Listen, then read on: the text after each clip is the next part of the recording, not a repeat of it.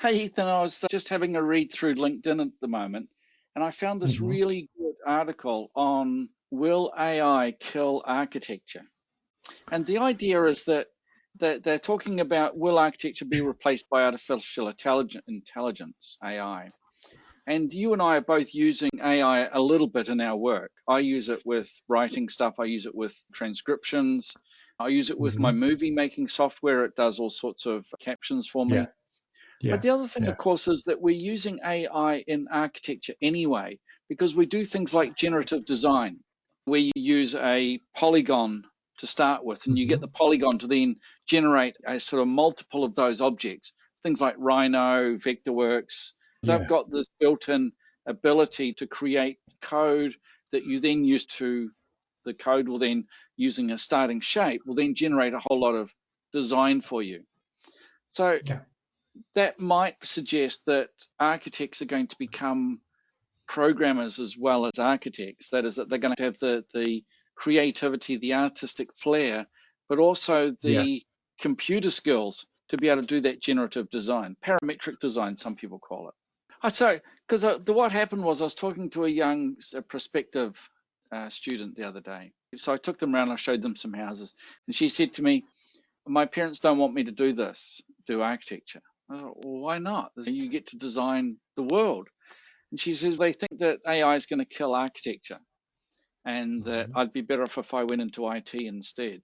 But the question about whether architects are going to be killed off or whether our job is going to die because of AI, it's hard to know. We don't know what's going to happen in the next 5 years with AI. If you look at what's happened in the last year, it's dramatic, the changes that it's made. Yeah. But the changes that have been made require an architect or a designer, architectural technologist, they require the designer to be intimately involved in the design along with AI. AI is going to do some of the grunt work for you. And I think you in the Hmm. past have spoken about document code checking, AI code checking, Yes, which we is going did. to help us a lot. Um, Yeah, but I don't think it. I still think that if we're going to be at the front edge of AI, we're going to have to tell AI what to do. We're going to have to put in the building code requirements that we're looking for. We're going to have to make the decisions about what the building looks like, unless we let AI do that too. So they've listed this article is listed, and I'll put the article in the show notes so that people can look at it. hmm, But this yeah, article has looked at things like generative design, building performance simulation, environmental analysis, project management, risk mitigation, analyzing data like weather patterns, soil conditions, zoning policies. AI identifies potential barriers, project management, construction automation, um, it just lists a whole lot of stuff, which is really quite interesting. And it goes back, then it says, what can we do? What do we do as humans? Things like adding human values, artistic originality, the ethical dimensions to this. And by learning to control artificial intelligence, the way I see it is that we can, and what this article says here is, if I quote it, AI to amplify human creativity and insight throughout the design and planning process. So we can use it to expand our abilities, not to replace our abilities. I just thought it was a really interesting article, and I wondered if you had any thoughts on it. yeah. Yeah, I was thinking about the same thing the whole day about AI. And based on my experience, we also talk about that we encounter several changes through our careers. For example, like from pen and from the paper drawings to CAD drawings, and now, and after that, Revit, not just Revit, BIMs, and etc. So what happened was, okay, we don't talk about the pen paper-based drawings. Let's recent change, which was 10 years ago, from CAD drawings to Revit. What happened was Revit opened opportunities and it solved the problems which CAD wasn't able to solve. Was it climate analysis? We solve simulations. We can create more complicated design, which CAD wasn't able to do. And we create more efficient buildings, right? The workflow has changed. There are value added, which is really good. And we solve more problems and more efficient and something. These are the benefits of BIM. So now on top of BIM, we got AI. So all the BIM software, all the CAD, uh, you know, includes AI already. and integrated. So what happens to me is like that the workflow will be people. If you think about people, there are some people who are positive, optimistic, and then pessimist. So some people, for people like us, it's AI. I don't worry. There are people who will worry about losing their job to AI. There are people who will take advantage of AI and make value added, create more, do more analysis, making use of AI. So I don't think people, the architects, will lose their job because of AI. Architects will use AI to add value of their things like what we did, what we are making use of Revit, and they will analyze more and the climate data faster than before, and they may analyze their by use of AI for the code checking. Previously, to program and to do the programming and for the building councils to do the automatic code checking was quite difficult. I think that will be benefit to the designers and the building district plans, district council as well. I think the benefits would be endless, and the contract checkings for the contractors would be doing. I think for sometimes we also use AI for the podcast as well.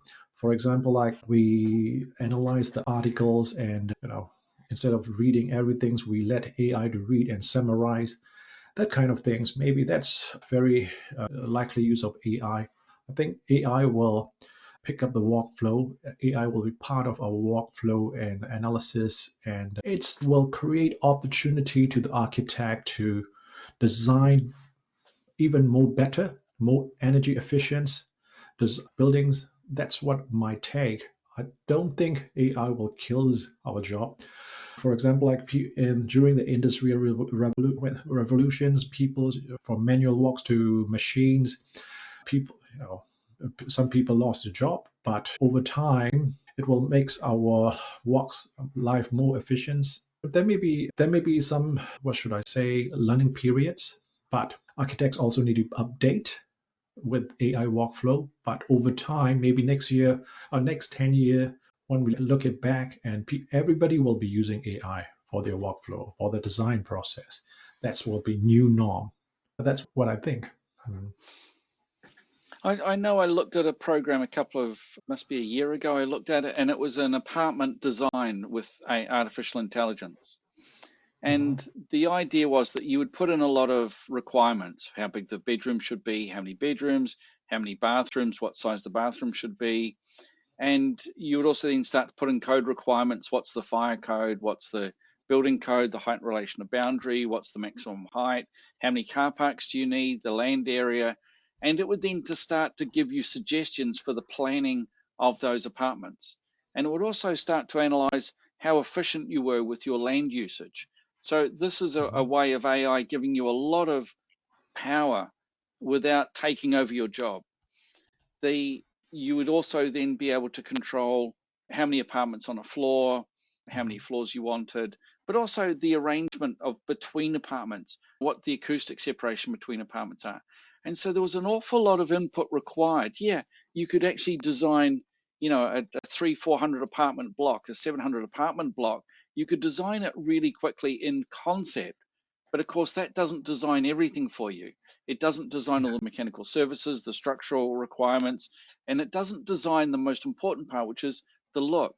Now, I've just sent you a link to a building that I do. If you have a look in the chat window, you can have a look at this building. And I suspect, so this is Foster's new building in Sunset Boulevard. And if you look at the images of this, and we'll put the link in the show notes, but if you look at the picture of this, I see this as AI giving Foster this ability to do these really cool buildings where the AI is doing a lot of work. So this is what I would call a parametric building. That is, he set the parameters for each floor, but then this building has this beautiful garden spiral that goes up through it. Now, AI, I don't believe, is going to design that garden spiral for you unless you tell it to do that. But by telling it to do that, you're still in charge. So it still needs that designer to guide this and to make it happen. And the floor plan, you can see each floor of the building, the way it sticks out and provides shade for the house, for the apartment. How do you get to choose all of that? Somebody has to think of those things to happen. And that's why I Yeah. think that, yeah, there'll still be work for architects. But as you say, that the Industrial Revolution, when the Luddites went around breaking up the machines, it didn't last that long. We still call those people Luddites. And I can see that you and I are going to have to teach more of this AI type stuff as part of our course. At the moment, the first thing we're going to have to introduce is the ability to write good prompts for things like Mhm. AI visualizers. Now, the downside of that is that now the student is going to have to know what they want, because now they have to clearly describe it. I heard a joke the other day about graphic designers, and the graphic designer was saying, I can't wait until the clients see that the clients are saying, I can get AI to do my design for me. And the answer from the graphic designer was, then you'll have to clearly describe what you want, which a lot of our problems are often the client doesn't describe exactly what they want, and it's our job to interpret it. In 10 years' time, who knows what 10 years' time is going to look like? But those are my thoughts at the moment. I just thought it was Mhm. interesting for us to see what we thought about. Yeah, it's an interesting topic because I think it's clear enough for the listeners. I don't think AI will taking over our architects or architectural technologists jobs. It will make the workflow more efficient and better buildings. That's it. Mm. It's just part of the change from every 10 years. That happens in architectural technologies. So that's normal to me. I think in a few years, maybe that all the students or all the tutors or all the architects will make use of AIs in their designs. A few years back, we are doing generative design. That's nothing to be scared of. I think that's fine. You know. So the parents could still encourage. That's a new normal. Don't worry. Send your students to architectural technology schools. All right, you'll be fine. Your kids will be fine. Yeah, there are lots of professions that I think AI is going to really take over. You think of how lawyers can now use AI to search for case law and stuff like that. Yeah.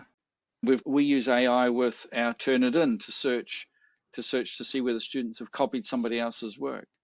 We've got students using AI already to write letters and emails, and I'm sure they're using it to write reports. So they're using it already. So yeah, what's the big deal? Yeah, it was a big deal. Should be All right, all well, right. I'll stay doing architecture, Ethan. Then We will. nice Well, talking to so you. what? Thank you. And what is your next topic? Should your employer pay for your CPD? I've been doing some Oh research on yeah. this, Ethan. Talk to you next week. All right. See you next week. Bye.